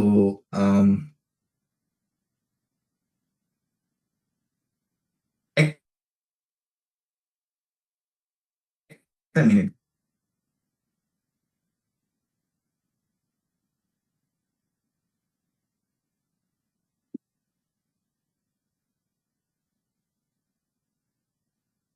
okay, thank you.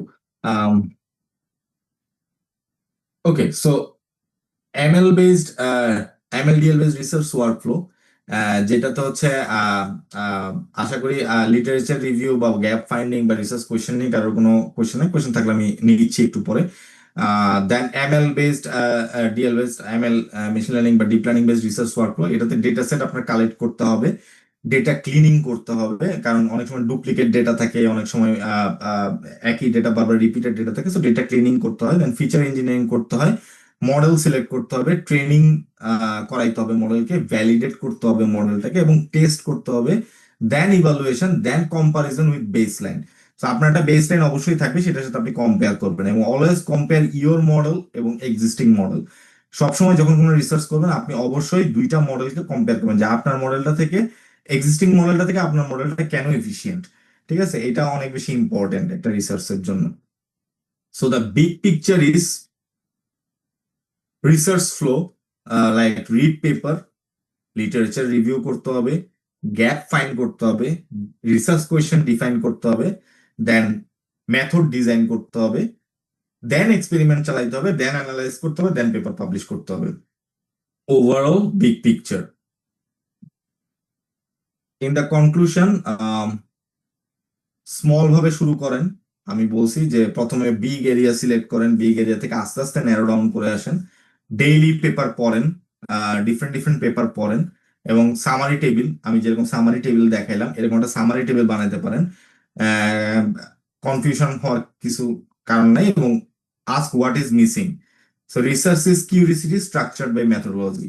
So research আপনাকে অনেক হেল্প করবে, মানে আপনি যদি এই এই স্ট্রাকচারে আগাইতে থাকেন তাহলে অবশ্যই আপনার রিসার্চটা অনেক ফ্রুটফুল হবে এবং অনেক ভালো জার্নাল বা ভালো পিয়ার রিভিউড কনফারেন্স হয়তো বা পাবলিশড হবে। সো থ্যাংক ইউ, যদি কোনো কোয়েশ্চেন থাকে করতে পারেন। তার আগে আমি একটু জোটেরোটা দেখাই দিই, আমি ওটা মনে হয় দেখাইনি এখন পর্যন্ত। লাস্ট আমি জানি না, হ্যাঁ এই দেখেন এসিএম এর সেই 692টা পেপার এখানে কিন্তু চলে আসছে অলরেডি। তো এখন যেটা আমার করতে হবে, আমাকে এখান থেকে আম, ex- আহ, এখান থেকে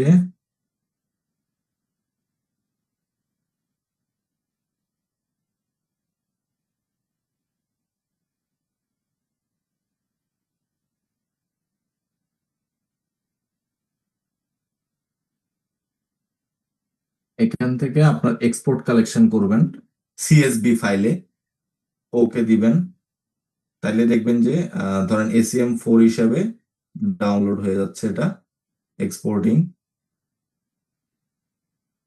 সো কোথায় হলো,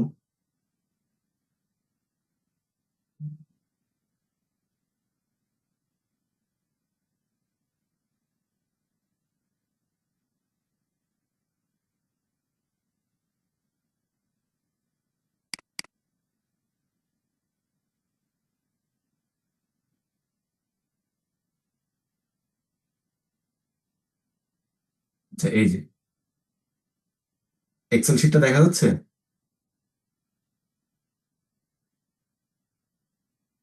একটু যদি বলেন এক্সেল শিটটা কি দেখা যাচ্ছে? জি স্যার, দেখা যাচ্ছে। ওকে। সো এখানে হচ্ছে যেমন কি আইটেম, এটা হচ্ছে অনেক হিজিবিজি মনে হচ্ছে এখন, এটা এটা আপনাকে একটু সাজাই নিতে হবে সুন্দর করে। তো এখানে হচ্ছে এই 692টা পেপারের জন্য এটা আপনার দরকার নাই, এই কি সেকশন আপনার প্রয়োজন নাই, সো এটা আপনি চাইলে ডিলিট করে দিতে পারেন। আইটেম টাইপ আপনার দরকার, আইটেম টাইপ আপনি চাইলে রাখতে পারেন, কোনটা কনফারেন্স পেপার কোনটা জার্নাল পেপার এটা এখানে লেখা আছে। কত সালে পাবলিকেশন ইয়ার, পাবলিকেশন ইয়ারটা অফকোর্স আপনার দরকার থাকবে। অথরদের নাম আপনার দরকার থাকবে, সেগুলো আপনি রাখবেন। টাইটেল, এই টাইটেল গুলো আপনার দরকার থাকবে, যেমন পারসেপশন অফ ইন্টারেকশন, এই টাইটেল, এটা হচ্ছে পেপারের টাইটেল, প্রত্যেকটা পেপারের টাইটেল এখানে আছে। দেন কোন পেপার কোন পাবলিকেশনে পাবলিশ হয়েছে এটা আপনার দরকার নেই। আইএসবিএন নাম্বার, আইএসএন নাম্বার, ডিওয়াইটা লাগবে। সো আইএসবিএন আইএসএন এটার আপনার দরকার নেই। ইউআরএলটা আপনার লাগবে। অ্যাবস্ট্রাক্ট, এইটা আপনার মেইন ফোকাস থাকবে, এই যে অ্যাবস্ট্রাক্ট। সো এই অ্যাবস্ট্রাক্টটা পরেই আপনি হচ্ছে বুঝতে পারবেন যে অ্যাকচুয়ালি অ্যাকচুয়ালি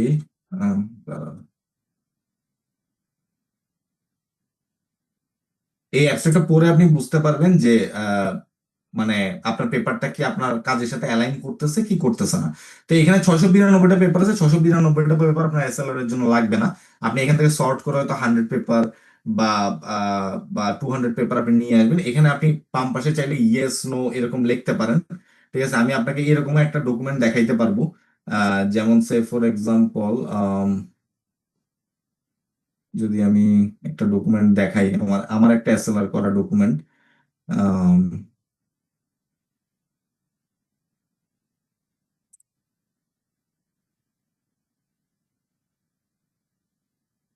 আমি একটু সময় নিচ্ছি, 1 মিনিট, অলমোস্ট ডান।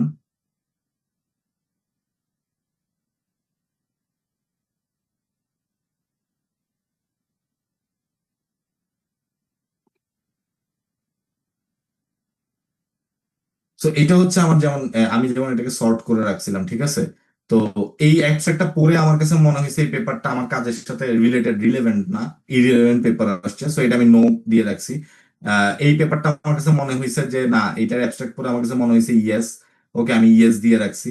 ঠিক আছে, দেন এইটা পার্শিয়ালি ইয়েস, এটা অ্যাবস্ট্রাক্ট পড়ে আমি বুঝতেছিলাম না যে অ্যাকচুয়ালি এটা মনে হচ্ছিল আমার কাজের সাথে যাচ্ছে আবার যাচ্ছে না। তো এটা আমার ফুল পেপারটা পড়তে হবে পরবর্তীতে, তো এই জন্য আমি এটা পার্শিয়ালি ইয়েস দিয়ে রাখছি। তো এভাবে হচ্ছে পেপার সর্ট করার জন্য অনেক easiest way.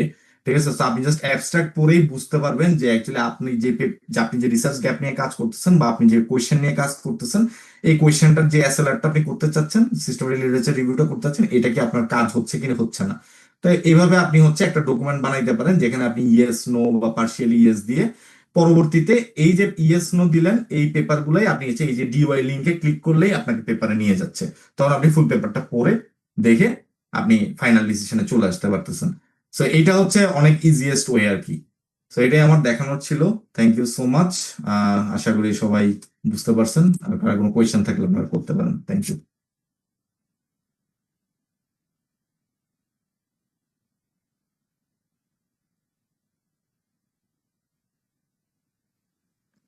Thank you so much ভাই, নাইস সেশন।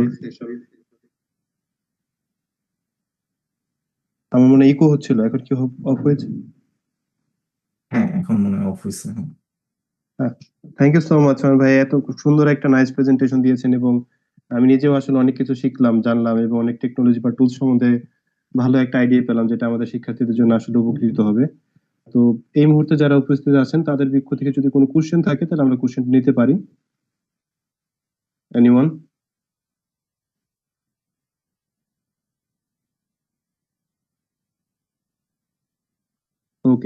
তো আশা করছি যে কোনো কোশ্চেন নাই। অয়ন মজুমদার ভাই, আপনাকে অসংখ্য অসংখ্য ধন্যবাদ, এবং একই সাথে যদি দেশে আসেন, আপনার নিজের বিশ্ববিদ্যালয় বা যাই বলেন, তো সেখানে অলওয়েজ ওয়েলকাম। এবং আমরা আশা করবো যে ফিজিক্যালি যদি আপনার সাথে কোনো কোলাবোরেট করার সুযোগ থাকে, তাহলে সেটা আমরা করবো। এবং একই সাথে ভার্চুয়ালিও এখন অনেক কোলাবোরেটিভ রিসার্চ ওয়ার্ক হচ্ছে, আমাদের শিক্ষার্থীরা বা শিক্ষকরাও অনেক সময় ইন্টারেস্টেড থাকে। তো সেই জায়গাতেও যদি আপনাদের সাথে কোনো কোলাবোরেটিভ করার সুযোগ থাকে, তাহলে আমরা সেটা আসলে গ্র্যাব করতে চাই। জি, আমি হচ্ছে আমার ইমেল চ্যাটে দিয়ে দিচ্ছি। সো হচ্ছে যদি আমিও ইন্টারেস্টেড কোলাবোরেট করতে, সো কেউ যদি ইন্টারেস্টেড থাকে এইচসিআই রিলেটেড রিসার্চ বা এই জাতীয় কোনো রিসার্চে, তাইলে হচ্ছে যে আমাকে যে কোনো ভাবেই নক করতে পারে ইমেলে বা যে কোনো থ্রুতে। সো এবং বিজয় তো আছেই আপনাদের ইউনিভার্সিটিতে। সো হচ্ছে যে আমিও খুশি হব, হ্যাপি হব যদি আপনাদের সাথে কোলাবোরেট করতে পারি আর কি। হ্যাঁ, বিজয়ের কাছে আসলে আপনার কথা অনেক শুনেছি। বিজয়ের আমি আসলে ব্যাচমেটই, বাট আসলে ডিফারেন্ট ক্যাম্পাস থাকার কারণে হয়তো বা আমার সাথে আপনার ওইভাবে পরিচিত হয় নাই। আচ্ছা, আমি এখন সিনিয়র লেকচারার হিসেবে কর্মরত আছি জি, ডিপার্টমেন্ট অফ কম্পিউটার সায়েন্সে আর কি। তো আচ্ছা, আচ্ছা, আপনাকে ওয়েলকাম থাকলো, এবং দাওয়াত রইলো অ্যাডভান্স। এবং দেশে আসলে অবশ্যই। যদি কখনো সুযোগ হয়, আমরা একসাথে আড্ডায় মশগুল হইতে পারি এবং একই সাথে রিসার্চ নিয়ে অনেক মানে কর্মকাণ্ড আয়োজিত পারি। তো আপনার প্রতি অনেক অনেক শুভকামনা, এবং আশা করছি যে খুব শীঘ্রই হয়তো বা আমাদের ফিজিক্যালি মিট হওয়ার একটা সম্ভাবনা থাকলে আমরা হয়তো বা ইনশাল্লাহ একসাথে হতে পারবো। ওকে, থ্যাংক ইউ। আচ্ছা, থ্যাংক একজন ইউ। জিজ্ঞেস করছে প্রেজেন্টেশন স্লাইডটা কি শেয়ার করা যাবে কিনা। যে প্রেজেন্টেশন স্লাইডটা শেয়ার করতে পারবো আমি, বাট হয়তো ওই ডকুমেন্ট গুলো হয়তো থাকবে না, বাট আদারওয়াইজ বাকিগুলো শেয়ার করে দিতে পারবো আর কি। মানে ওই যে আমি যে ডকুমেন্টগুলো আপনাদেরকে দেখাইছি, এগুলো আসলে আমার রিসার্চ ওয়ার্কের ডকুমেন্ট, সো এটা হয়তো শেয়ার করতে পারতেছি না, বাট আমি স্লাইডটা শেয়ার করে দিতে পারবো, সমস্যা নেই। হ্যাঁ, এটা সবচেয়ে ভালো হয় যদি আপনি একটু যে ডিওয়ার্স একটা মেইল হয়তো ইনভাইটেশন মেইল আপনাকে করেছে হ্যাঁ, আমি মেলটা রিসেন্টলি, পাইছি। ওইটা থ্রুতে থ্রেডে যদি মানে দিয়ে দেওয়া জি, হয়, আমি অবশ্যই তাহলে অবশ্যই শেয়ার করবো। তাহলে আমরা হচ্ছে 3 দিনের যে একটা ওয়ার্কশপ, সেটা কমপ্লিট হইলে আমরা একসাথে আমাদের স্টুডেন্টদের কাছে এই ম্যাটেরিয়ালস গুলো আর কি প্রোভাইড করবো জি, এবং জি, ইয়া জি, করবো। অবশ্যই তো অবশ্যই। আমাদের সার্টিফিকেট প্লাস অন্যান্য ব্যাপারগুলো আসলে অনলাইনে চলে গেল। তো আমাদের কি ফিজিক্যালি কোনো সুযোগ আছে এটা হ্যান্ড ওভার করার বা কোনো ইয়াতে, কোনো খাতে? ফিজিক্যালি আমি কখন দেশে আসতে পারবো খুব ইয়ে নাই, বাট আপনারা যদি ফিজিক্যালি কিছু পাঠাতে মানে সার্টিফিকেট পাঠাতে চান, তাহলে হচ্ছে যে কারোর থ্রুতে পাঠাতে পারবেন আর কি। মানে কারোর থ্রুতে বলতে হচ্ছে যে আমার বাসা আছে ঢাকায়, সো হ্যাঁ, হ্যাঁ। করলেও আচ্ছা, হবে। সো তাহলে ওইটা আমি বিজয়ের সাথে আলাপ করে তাহলে কি করা যায় এটা আমি একটা সিদ্ধান্ত নিব না। অবশ্যই। ঠিক আছে, থ্যাংক ইউ ওয়ান ভাই, অনেক অনেক ধন্যবাদ এগেইন। আর আমাদের সাইড থেকে কোনো ভুল ত্রুটি থাকলে ক্ষমা সুন্দর দৃষ্টিতে আর দেখবেন। আমার আমার আচ্ছা। প্রেজেন্টেশন বুঝতে অ্যাকচুয়ালি আমি জানি না, কারোর কোনো কোয়েশ্চেন আমি পাই নাই, সো আমি কি বুঝাইতে পারি নাই নাকি দুইটা ওয়েতে কোয়েশ্চেন থাকে না, একটা হচ্ছে যে সবাই সবকিছু বুঝছে, আর একটা হচ্ছে কেউ কিছুই বুঝে নাই। তো না, আমি আসলে এটা সো যাই হোক, বাট কোয়েশ্চেন পাইলে ভালো হইতো। সো এই আর কি। সো হ্যাঁ, তাই। ঠিক আছে ওয়ান ভাই, থ্যাংক ইউ সো মাচ। আশা করছি যে আমাদের, আপনি যতটুকু পড়েছেন, আমি নিজে অল টাইম ছিলাম, আমার মনে হয়েছে যে কোনো জায়গাতে আসলে ক্লিয়ার না, এরকম কোনো সিনারিও তৈরি হয়েছে আর কি। জি তো sir, thank you so much. এক্সপ্লেনেশনটা আমি অনেক থরলি ছিল। হ্যাঁ, তো এরকমটাই হওয়াটা স্বাভাবিক। আমার মনে হয় যে ওই জায়গাটাতেই আসলে বেশি ওইভাবে মানে বুঝতে পারে নাই, বা কোনো জায়গায় একটু গ্যাপ আছে এরকম মনে হয় নাই আর কি আমার কাছে। তো আর জি, আমাদের জি। স্টুডেন্ট কিন্তু অ্যাক্টিভ, অনেক মানে কোশ্চেন করে আমি কেন। আমি ড্যাফোডিলের অনেক রিসার্চ দেখি, মানে বিজয়ের থ্রুতে থাকার কারণে বিজয়ের মাধ্যমে আমি আসলে দেখি যে যে আপনাদের স্টুডেন্টরা অনেক অ্যাক্টিভ এবং তারা অনেক ভালো কাজ করতেছে। এটা আসলে দরকার আমাদের, বিশেষ করে প্রাইভেট ইউনিভার্সিটি। কারণ আমি এখানে দেখি আর কি যে মানে দেখা যায় যে প্রাইভেট ইউনিভার্সিটি থেকে পাবলিক ইউনিভার্সিটির ছেলে মেয়েদের অনেক বেশি ইয়ে থাকে এখানে, যে হ্যাঁ অনেকেই ওরা বুয়েট থেকে পড়ে বা ইয়ে থেকে পড়ে, বাট রিসেন্ট টাইমে এসে প্রাইভেট ইউনিভার্সিটির ছেলে মেয়েরা আসতেছে এখানে এবং তারা রিসার্চ করতেছে। এটা হচ্ছে অনেক বেশি হেল্পফুল যে প্রাইভেট ইউনিভার্সিটির স্টুডেন্টরাও আস্তে আস্তে ওইদিকে আগায় যাচ্ছে। সো একটা সময় হয়তো অনেক বিগ কমিউনিটি হবে। বুয়েট আজকে থেকে মনে করেন 25 বছর 30 বছর আগের থেকে ইউএসএ তে আসতেছে, রাইট, বাট রাইট, রাইট, আমরা এখন আসতেছি, ঠিক আছে, জাস্ট 3-4 বছর। সো আগামী 20 বছর পরে হয়তো আমাদের সংখ্যাটাও ওই রকম হবে, কিন্তু রাইট, রাইট। এটা আমাদেরকে চালু রাখতে হবে আর কি, এটাই হচ্ছে মেইন কথা।